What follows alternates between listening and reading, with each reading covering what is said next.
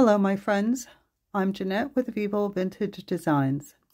Welcome to today's video in which I am going to show you very quickly. This is a pretty short video, it's less than 5 minutes, but I wanted to share this drawing that I did. I found an image that I liked. It is of a carnation, and I traced it onto my Kirkland photo paper because my intention was to trace out the image, then do some line shading, and then use my alcohol ink dry palette to add color to it. But once I finished filling it in with all the lines, it was very, very detailed. So I decided to leave it as it was because I thought it was pretty just with the lines without the color. So in doing this type of drawing, what I have discovered is that I always smudge the pen, the marker.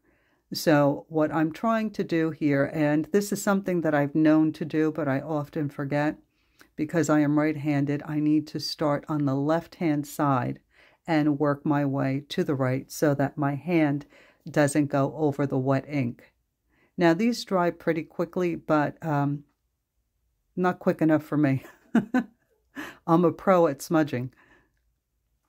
So you can see here that I used a thicker nib MICRON pen for the outline, and that one was a 0.8 or a 0.50.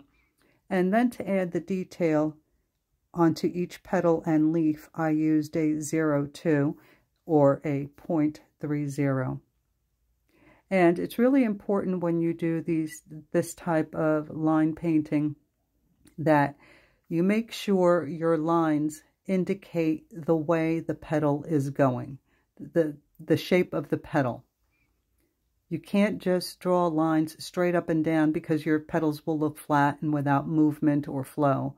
So it's really important to keep the lines going in the direction you want to show the petal going. And I'm using short lines towards the part of the petal that meets in the center because that's where most of my shadow would be. And then I'm just drawing a few little sketchy lines from the tip down towards the center.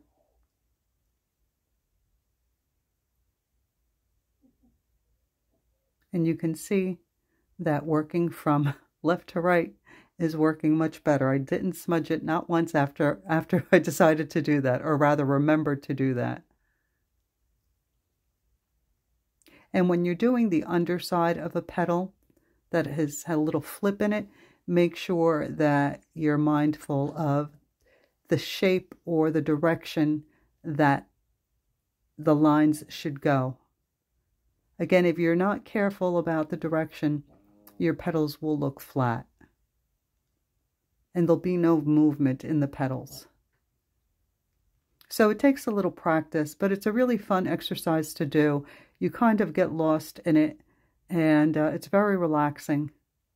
I haven't done one of these in a long time.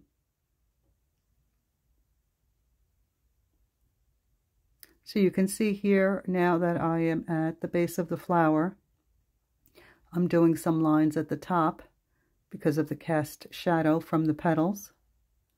And you see here, my lines are going in the shape of those sepals.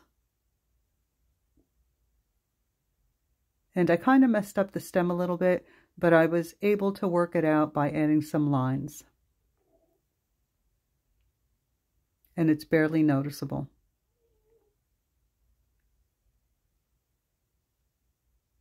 Well, we're almost at the end of this video. I hope you enjoyed watching me do this flower, paint this flower, or draw this flower, and that you give something like this a try. Find an image and just fill it in with some lines.